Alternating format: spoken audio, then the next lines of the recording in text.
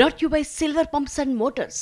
Top quality और consistent performance के लिए सिर्फ सिल्वर पंप्स नाम याद रखना। ఇయాల ప్రభుత్వం ఎట్లుందండి? ఇయాల పేదవాడు ఎక్కనన్నా గవర్నమెంట్ జాగాలు ఎక్కనన్నా దొరకక దిక్కులేక నాలా పక్కన ఆన్నో ఇన్నో కట్టుకుంటే వచ్చి నిర్దాక్షిణ్యంగా హైడ్రా హైడ్రా అని చెప్పి ఏడుస్తుంటే మొత్తుకుంటే కాయిదాలు ఉన్నాయి చూడరా కోర్టు ఆర్డర్ ఉందంటే కూడా నిర్దాక్షిణ్యంగా కూల్చి పారేసి మీరేమైనా చేసుకొని ఎవరికి చెప్పుకుంటారో చెప్పుకోండి అని చెప్పి ఒకళ్ళు హిందూ ముస్లిం అని కూడా లేదు, ఇష్టం వచ్చినట్టు కూలగొట్టాడు. గరీబోడైనా ఎవడైనా చూడకుండా కూలగొట్టి పారేస్తూ ఉన్నారు. పోనీ ఈ సూత్రం అందరికీ ఉన్నదంటే అందరికీ లేదు. హైడ్రా అనేది పెద్దల పాలిట మాత్రం వాళ్ళనేం ముట్టది, వాళ్ళనేమన్నది. ముఖ్యమంత్రి రేవంత్ రెడ్డి ఆయన సొంత ఇల్లు కొడంగల్లో కుంటలు కట్టిండు. ఆ కుంట పేరు రెడ్డి కుంట.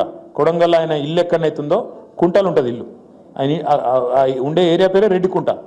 దాన్ని అడిగినోడు లేడు, ఏ హైడ్రా పోదు, ఏ అధికారి ఓడు.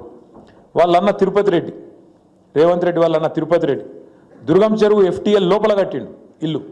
దాన్ని అడిగేటోడు లేడు, హైడ్రా పోదు ఆడికి, అలా కనబడదు అది. అట్లాగే రెవెన్యూ మంత్రి పొంగులేటి శ్రీనివాసరెడ్డి ఆయన జోర్దార్ బంగ్లా కట్టిండు చెరువు బఫర్లా, దానికాడికి పోదు. ఇంకొక పెద్ద మనిషి ఉన్నాడు KVP రామచంద్రరావు, ఆయన చెరువు పక్కనే కట్టిండు, దానికాడికి ఓరు. ఇట్లా చెప్పుకుంటా పోతే ఒక 50-100 మంది పేర్లు ఉన్నాయి కాంగ్రెస్ వాళ్ళకి. ఎవ్వల ఇంటికాడికి మాత్రం హైడ్రా పోదు, కూలగొట్టే దమ్ము లేదు. కాంగ్రెస్ వాళ్ళు ముట్టది, అధికార పార్టీ వాళ్ళు అంటే అధికార పార్టీకి చట్టం అనేది చుట్టం.